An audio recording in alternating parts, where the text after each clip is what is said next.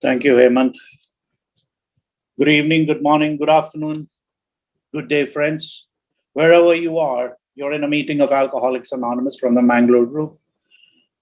Thanks, Sandeep, for having edited and compiled this. Hemant for consenting to, do the moderator's job, and all my co-hosts and friends who put in that effort to make this workshop possible. Most of all, it goes to Hillary, who was the chief motivator to say that he wanted to do it, seeing the number of newcomers in our group. So we've got a lot of newcomers, about 22 of them, on Mangalore Group, and I hope they're all here. If there are any newcomers here, and if you have a drinking problem, you're in the right place. Everyone here, basically is a newcomer because today is a new day, and our sobriety is contingent to my spiritual condition on a daily basis. So my name is Philip again, and I'm a member of Alcoholics Anonymous. Welcome. And I'll try to be brief. I was first, I lived my adult life outside the country. And the last place I was in Bahrain, which I came back at 6 years back. And while there, after I'd come back, I got a call from the people in the member fellowship in Bahrain asking me if I could do a workshop for them. And so they flew me over, and I compiled this workshop, and that was 6 years back. We did the first workshop, and after that, subsequently, this workshop has been done about 4 times. Just early this year, we had done it, and probably it resonated with people. That's why they wanted to do it. But it's a message of hope, hope for the hopeless. For those of you who are struggling with the program of Alcoholics Anonymous, for those of you who are suffering from the program of life and do not know how to deal with it. I may be sober as far as a drink is concerned. I may not be drinking, but I have a drinking problem. And so when I don't drink, it's untreated alcoholism. And to treat alcoholism, I have to understand what alcoholism is all about. For most lay people, alcoholic is a grandiose, careless, reckless, irresponsible person. But when we sit down and talk to each other, we understand how much an alcoholic goes through, and he is totally incapacitated and cut off from the mainstream of life against his own will, to drink and die. So here I am, to try to figure out or try to make you understand the way I do it, or the way I work the program with my sponsor, and I work it now with my sponsees. There are no hard and fast rules in Alcoholics Anonymous, There are no hard and fast rules, and everything is suggested. It's like they say when we read it in the daily reflection, it's suggested, a program that is suggested, which says you jump out of an aircraft with a parachute, and it is suggested that you pull the ripcord, So it's a choice you make. It's a choice you make whether you want sobriety with fun in it, or you just want to be a dry drunk, living with untreated alcoholism. And it takes a certain bit of responsibility to do it. I also floundered a lot, tell you a bit of my alcoholism early days. I started drinking at the age of 12 or 13, and my life went berserk, right? From the first time I took a drink, I knew, this is what I was looking for. Now, why do I say what this is what I was looking for is because I had a life that was totally berserk, even at that age. At the age of 6 or 7, I learned to smoke. I liked the effect smoke had on me. So that was a sort of a evasive, escapism from reality. I was scared shitless of everything. I was really scared. And, it was my fear that propelled me to do things that I didn't want to do, and or to, be acknowledged or to be, able to fit in. I had to do those things. I was compelled to do it. But actually, I was a coward within me. And this is how I grew up. I was scared of authority. I had no respect for anything. And this fear propelled me. And at the age of 13, when I took my first drink, that was the reprieve I needed. I just fit in. Everything gelled. Everything gelled. But then again, alcohol is a progressive illness, I don't know how I got through school because I was a high school dropout again. I didn't know. I went to school, college. The next 22 years of my life was a blur. Everything was a blur. Nothing really made any sense to me.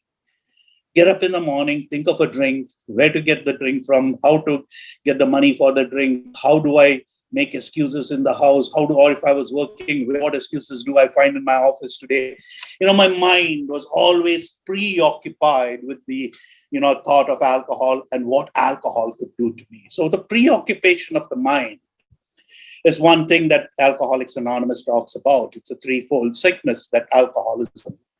The preoccupation of the mind, which has once you put alcohol into your system, it has a physical allergy. The moment I put a drink into me, for reasons unknown, alcoholics of my type, I can't stop my drinking. I cannot stop my drinking. One drink is too many and 100 are too little. The moment I put a drink into my system, I'm off to the races.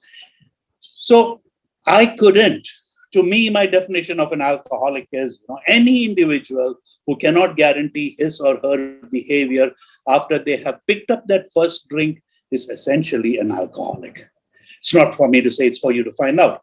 So after I picked up that first drink, if I don't have a guarantee on my behavior or on how much I'm going to drink, then essentially, I may be a potential alcoholic. Then again, now when you lead this mental obsession and a physical allergy, what happens? What happens is I don't have a routine in life. I don't have a discipline in life. My life is centered around the thought of alcohol and the destruction alcohol is doing to me. I'm either in the remorse of my past, of what I had done the previous day, or in the fear of my future, the insecurity of my future. And what happens is, I've lost all of today.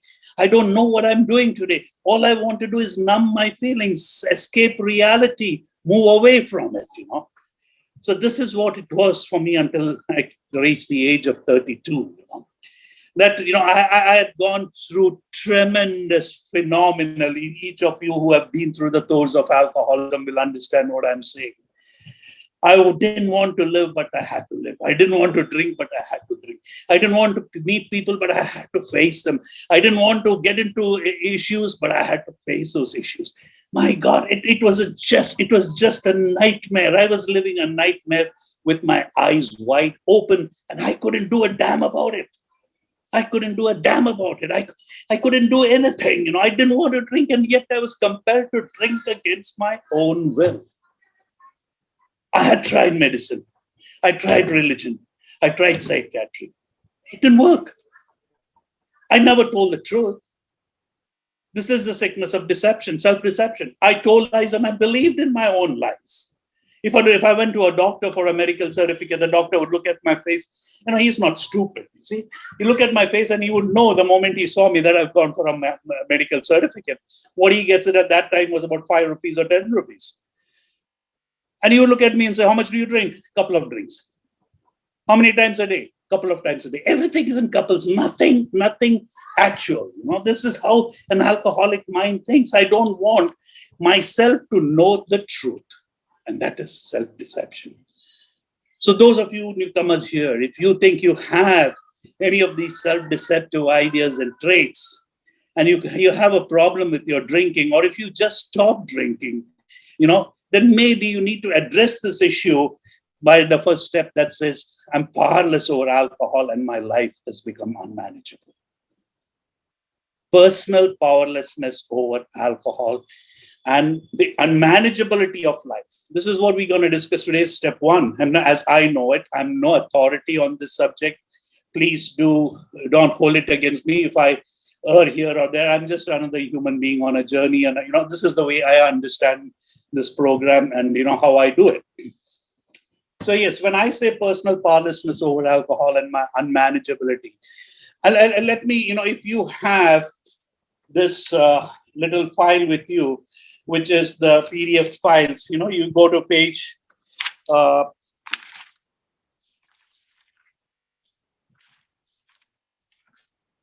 you go to page 7 of the, what you call PDF, and there it is, it says, we admitted we are powerless over alcohol and that our lives have become unmanageable. Now, you break it into 3 components. When you say 3 components, 3 pieces, actually it's only 2, but I made it 3. So I wanted to include this we. I said we, because I alone can do it, but I cannot do it alone. So the we component is that it's the fellowship of Alcoholics Anonymous, or a group of people who stayed sober would help me stay sober. So I admitted that I was powerless over alcohol. That is my personal powerlessness over alcohol and the unmanageability of my life. Now, this is what this first steps talks about. In step one, if you read the 12 and 12, step one on page 21, it goes to say, who cares to admit complete defeat? Practically no one. Of course, every natural instinct cries out against the idea of personal powerlessness. It is truly awful to admit that glass in hand, we have warped our minds into such obsessive and destructive drinking that only an act of Providence can remove it from us. No other kind of bankruptcy is like this one. Alcohol now becomes the rapacious creditor, bleeds us of all self-sufficiency and a will to resist its demands. Once this stark fact is accepted, our bankruptcy as going human concerns is complete. So powerful. This is from the 12 steps and 12 traditions. You see the, what you call the prognosis of an alcoholic. What does it say about an alcoholic? I'm doomed. It says I'm doomed totally. And then you go to the doctor's opinion. What does the doctor say about it? The doctor says, we are out from a flight from reality. In those days in 1939 or before that, the doctors couldn't authenticate, saying alcoholism as a sickness. Later on, we had a doctor called Dr. Silkworth who wrote about it. He says we are maladjusted to life. We have maladjusted personalities. We don't fit in. And so that we could fit in, we took a drink, So as an alcoholic, what do? We who have suffered alcoholic torture must believe that the body of an alcoholic is quite as abnormal as his mind. This is from page XX4 of the big book. That is the doctor's opinion. It did not satisfy us to be told that we could not control our drinking just because we were maladjusted to life. We were in full flight from reality or outright mental defectives. Very powerful words. These things were true to some extent, in fact, to consider to be able to an extent, but we are sure that our bodies were sickened as well. Our bodies were as sick as our mind. Our mind, the problem, the sickness of alcoholism centers in my mind. It's not in the bottle. It's not in the people out there. Now, while I'm an active alcoholic, if you tell me this, I wouldn't try to understand it, or I couldn't understand it. Because, after a certain stage, the body starts demanding alcohol. The withdrawals set in, and the withdrawals make demand also. First I drank so that I could numb my feelings. Now, long were they gone, those numb feeling guys. No matter how much I drank, I was never at ease, or I didn't get that ease or comfort that came with that first drink. It talks here in the big book about that ease and comfort that comes with the first drink, So what do when that ease and comfort does not come with that first drink? I try other chemicals, or I try of different ways. I drink more. And this being addressed, so stopping drinking, and I stopped drinking so many times. So many times in the past. Stopping drinking was never my problem. Staying stopped was my problem. If you look back at each of our lives, or for those of you who are here, if you look at each of our lives, you would realize that, stopping drinking, we've stopped drinking at so many different occasions, at so many times.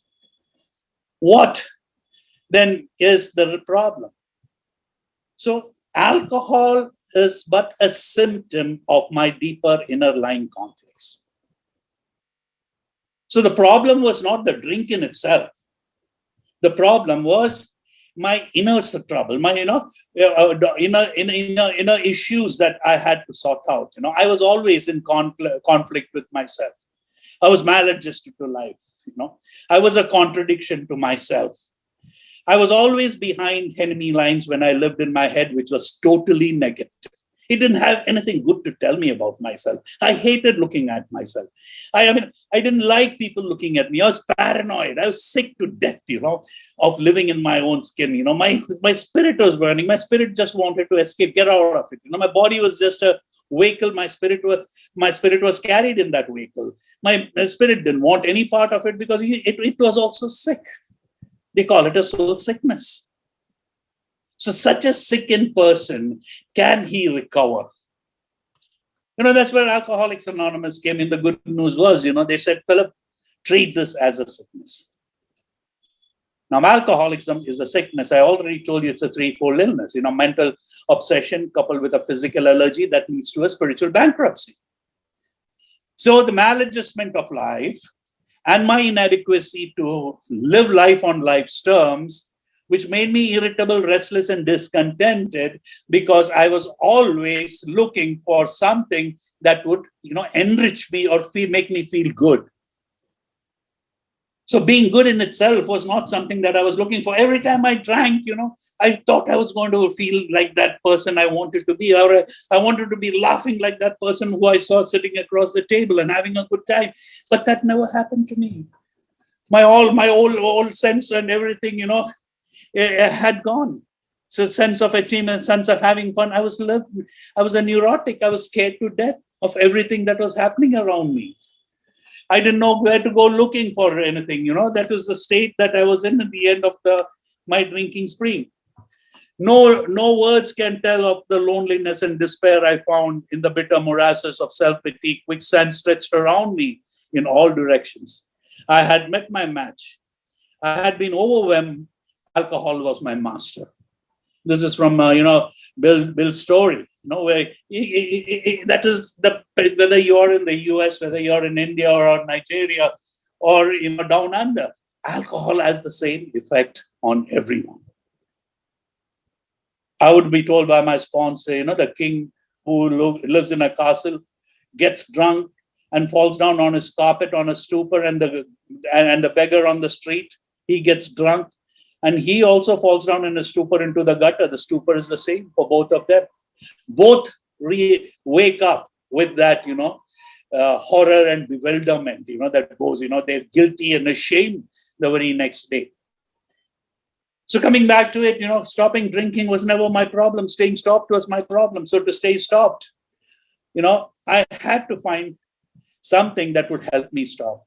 And that is where Alcoholics Anonymous came in. And Alcoholics Anonymous was a group of members who, share their experience, strength, and hope with each other that they may solve their common problem and help others to recover from alcoholism.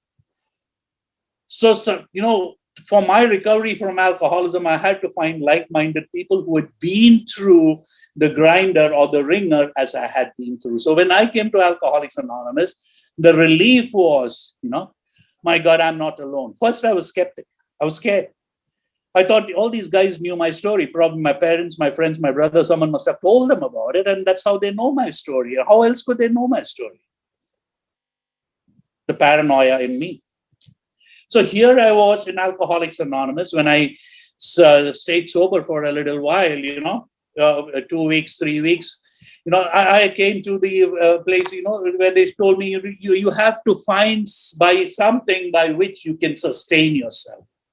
Alcohol was a power greater than you. Now, you can't drink. If you drink, you're going to be insane or you will face premature death.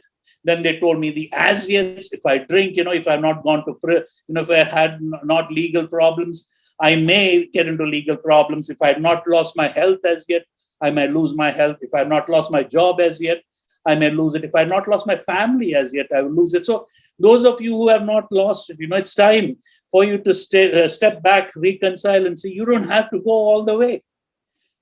The moment you stop digging, you can put your hand up and ask for help. Don't go all the way down. So, during my times, it was quite difficult. There were no rehabs. We didn't have big books. That's not an excuse. That's not an excuse. It was quite difficult, but yet we managed to stay sober. So sobriety in itself is a journey. Staying sober from a drink and living a sober life are two different things. So if I have to stop drinking, I have to, first of all, admit to my innermost self that I have a drinking problem. And that should come from me. It need not be, I shouldn't say that because of my family, my job, or I shouldn't say that because someone has to give me a load of money or so all those things. It has to come from within, from deep inside me, that to my innermost self, that, I'm powerless over alcohol and my life is unmanageable and I need help. So when I have accepted that first part, that is the step apart that I can accept in totality, that I'm powerless over alcohol and my life is unmanageable. The only step that I can accept.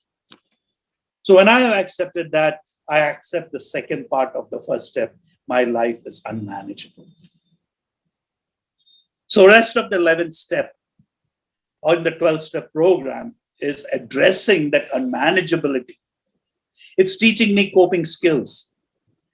It is teaching me a way of life where I can be of use to myself and to those around me. From a helpless, hopeless, useless human being to a person who could be productive and useful. So first of all, I had to strike a relationship with myself. I didn't have any relationship with myself. I was running away from myself. I didn't like me. Like I said, alcohol was a symptom of my deeper inner lying conflicts. Now, what were these conflicts that I had to address? My major issue were the fears that I had to live with. I lived a very, very fearful life. I was scared shitless of everything around me, and the sum of my drinking was equal to the sum of my fears. I drank over my fears. I drank over my insecurities. And why did I have to do that? Is because I did not have the capacity or the gall to face these adversities in life. I was a very shy, timid, and very, drawn back person, And I was a chicken, actually. I was a coward in all rights. I would give me a drink and I could be boastful about things.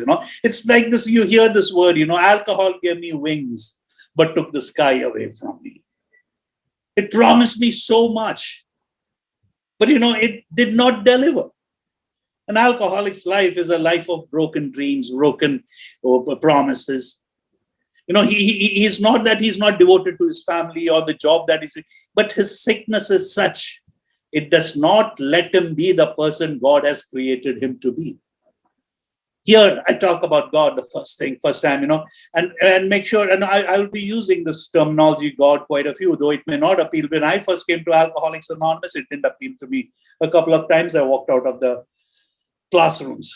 Now, let me define this word, God, which I did understand or did not understand. The word God resonates for a group of drunks. It also resonates for a gift offered daily. So when I look at a gift offered daily is my life, from a person who was drinking to die to a person who is talking to you right now, given to me by a group of drunks. A person who thought that, there was no life beyond my drinking. I was drinking to die. That is all I thought. And I wouldn't live past the age of 30, 31. That's what I thought. Today at 67, I sit down to tell you my story. So that, that really tells you that this program works. If I had to live that 30, 34, 35 years in sobriety, something worked, something transformed me to be the person I became.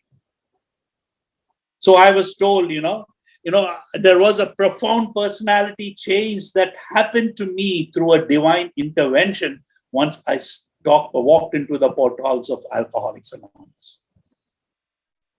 Something, something had happened to me that, I had this change come about me from a person who thought of giving up in life and everyone had condemned me, to drink and die, to a person who suddenly found life. It's so like an oasis in the desert. I was thirsting for water and here I see the oasis. Now I need to learn how to drink it, because if I drink it too fast, I'll die.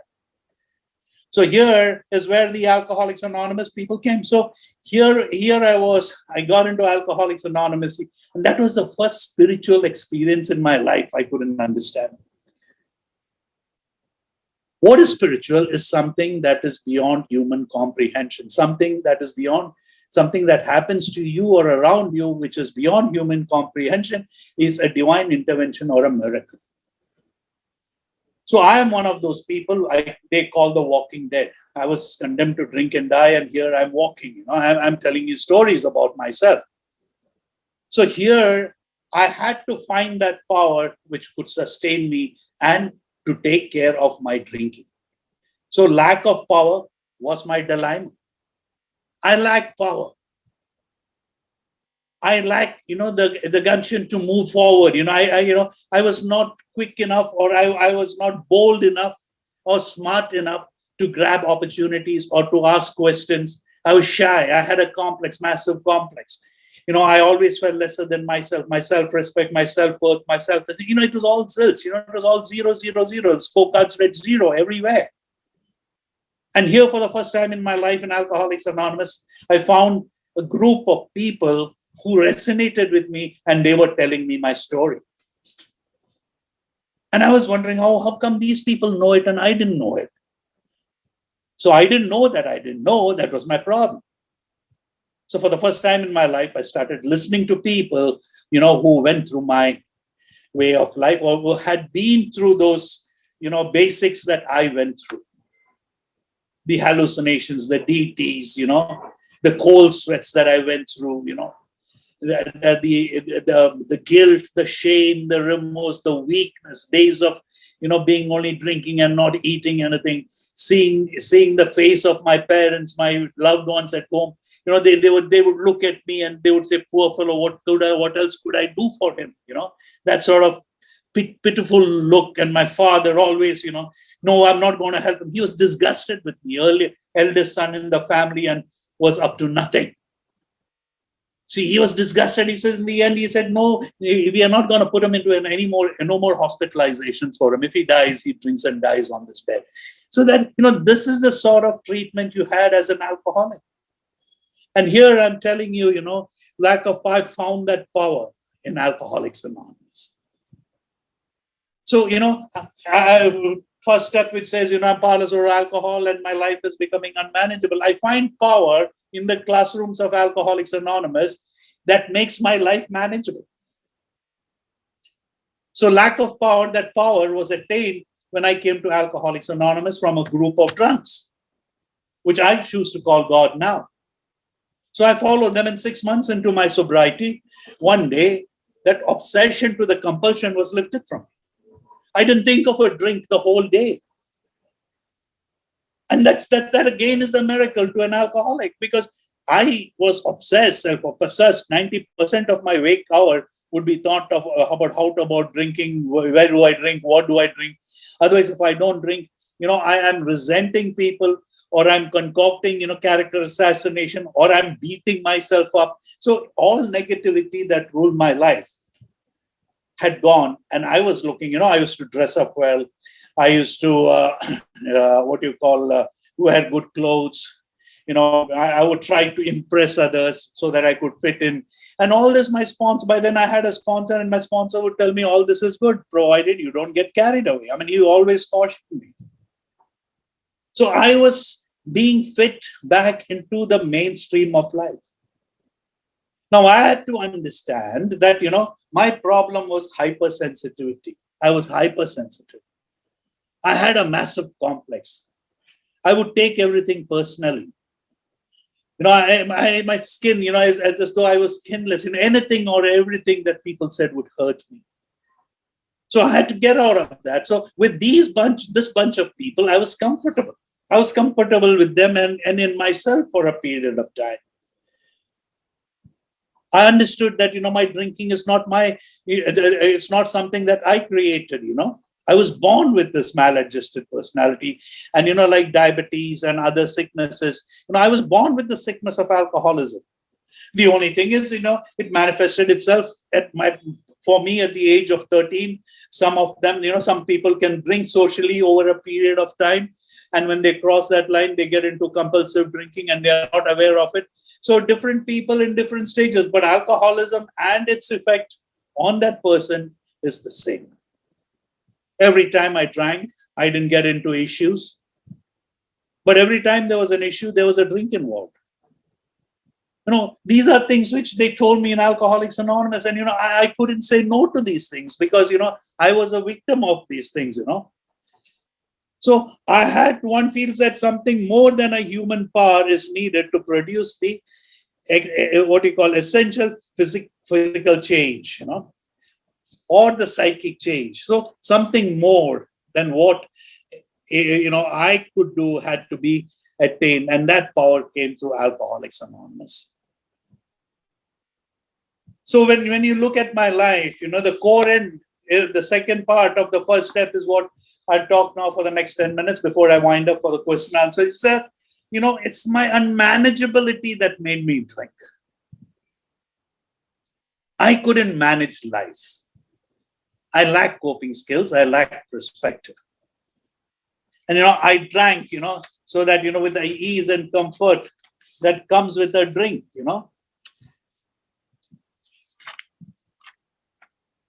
So I drank because, I was uncomfortable with myself. I lacked that, source that could give me some sort of, see, what happens to an alcoholic when he drinks, when you look at it in the scientific sense, there are a set of receptors in our system, that warn us of the dangers, it's a sort of warning sign. A normal person, when he drinks, he has a couple of drinks and the receptors say, okay, you had 2 drinks, that's good enough. Tomorrow you need to go to work, you have to take your children to school, or you have to get up early. So, he draws the line there. He draws the line there, and he may leave half his booze in a glass there, and he walks away. But an alcoholic, 3 drinks down the line, he lights up. His day has just begun. For him, it has just started. So the difference between the receptors in an alcoholic and a normal drinker are 2 different, or 2 different things. So for an alcoholic, he can never handle alcohol safely. And that is something that I have to find out from my innermost self. So I have to, addressing my unmanageability for the rest of another 10, 11 steps. Step 2 is, finding that a power greater than myself, that is, this power that has kept me sober is a power that has, restored me to sanity over a drink. I was insane about a drink. I thought drink was the God. They say here, that anything that you worship becomes your God. And alcohol was my worship point for 20, 22 years. So it played God, and I was a slave to alcohol. Whatever alcohol dictated, I had to do it. I don't think anyone knows much about slavery more than an alcoholic. They talk about slavery in the US and other places, South America and other things, but that's human slavery bonded. Here, you're talking about slavery over a chemical and being a slave in your own head. It's a terrible, terrible thing to be in, and I have been freed from that bondage of slavery, from that bondage of slavery. Now, many a times in the past, I have got freedom from the bondage of slavery, but I went back to drinking because I didn't know how to handle my freedom. So I had to be taught how to handle my freedom and live a free life. We are all born with a free will. I too was born with a free will, but I became subjugated to so many of my infirmities or character defects that developed over a course of time, that I became a prisoner to all those character defects or character traits that I had. So and I have got this obsessive compulsive disorder. I obsess over things. I fall prey to obsession. If it is not alcohol, it could be sex. If it's not sex, it could be, money. So, I obsess. I need something, some form of escape from my head.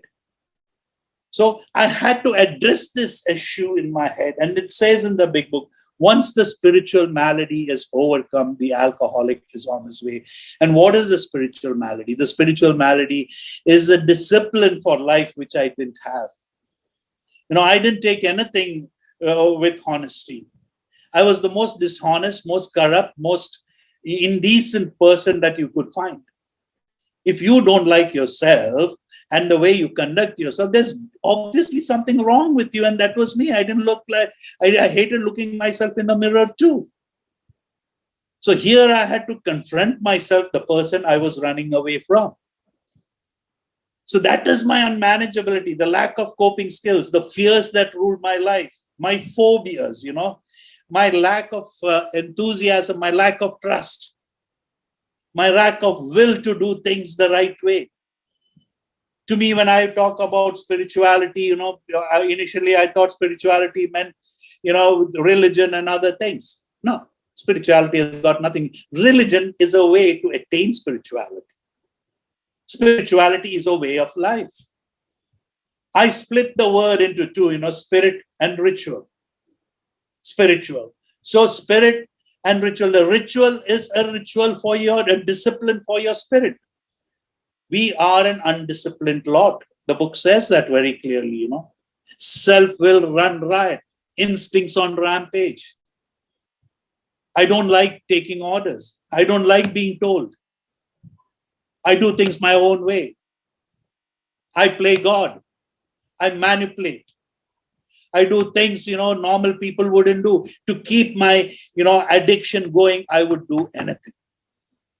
That is the self-centeredness of the sickness. That's what takes me to insanity and premature death. It's not just alcohol inside. I'm mental already.